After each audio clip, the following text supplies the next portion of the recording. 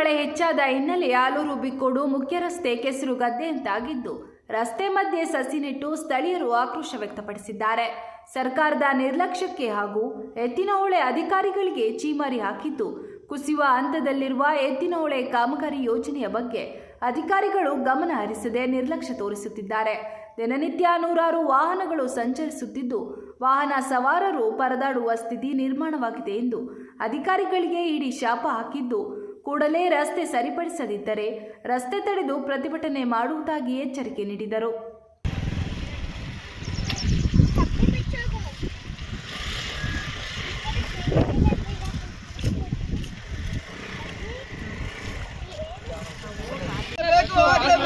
ಆಗಲೇಬೇಕು. ರಸ್ತೆ ಡಾಂಬರೀಕರಣ, ರಸ್ತೆ ಡಾಂಬರೀಕರಣ. ನಿರ್ಲಕ್ಷ್ಯ ವಹಿಸಿರುವ ಅಧಿಕಾರಿಗಳಿಗೆ ನಿರ್ಲಕ್ಷ್ಯ ವಹಿಸಿರುವ ಅಧಿಕಾರಿಗಳಿಗೆ ರಸ್ತೆ ಡಾಂಬರೀಕರಣ, ರಸ್ತೆ ಡಾಂಬರೀಕರಣ ಬೇಕು, ರಸ್ತೆ ಡಾಂಬರೀಕರಣ ಆಗಲೇಬೇಕು.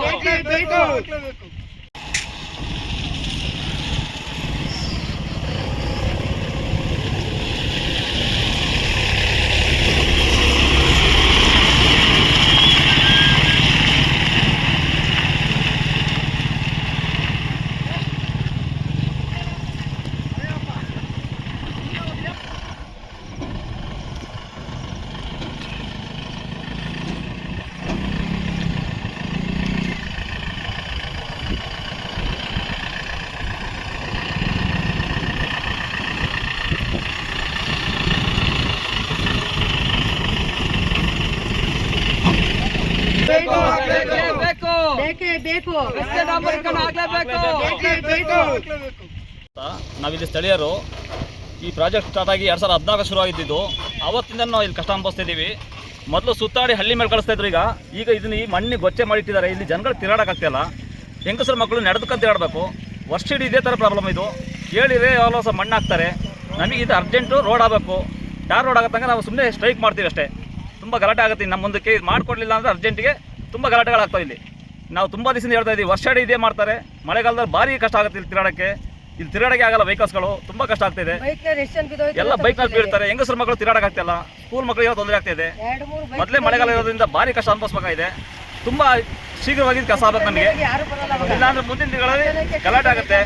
ಇಲ್ಲಿ ಮಣ್ಣು ಬೇರೆ ಕುಸಿತಾ ಇದೆ ರೋಡಿಂದು. ಇದು ಅರ್ಜೆಂಟಿಗೆ ರೋಡ್ ಬಿದ್ದೋಗ್ಬಿಡ್ತಿಲ್ಲ ಅಂದರೆ ಮುಂದೆ ಭಾರಿ ಕಷ್ಟ ಅನುಭವಿಸಬೇಕಾಗುತ್ತೆ.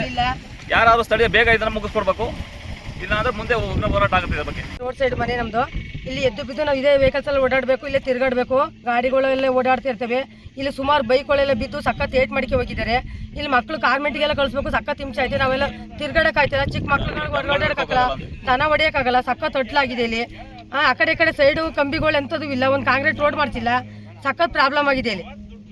ಸರ್ಕಾರದವ್ರು ಏನು ಮಾಡ್ತಿದ್ದಾರೆ? ಕಣ್ಮುಚ್ಚಂಗೆ ಕೂತಿದ್ದಾರೆ. ಅವ್ರೇನು ನೋಡ್ಬಾರ್ದಾ? ಅವ್ರಿಗೇನು ಗೊತ್ತಾಗಲ್ಲ? ನಾವೇನು ಹೇಳ್ಬೇಕಾ?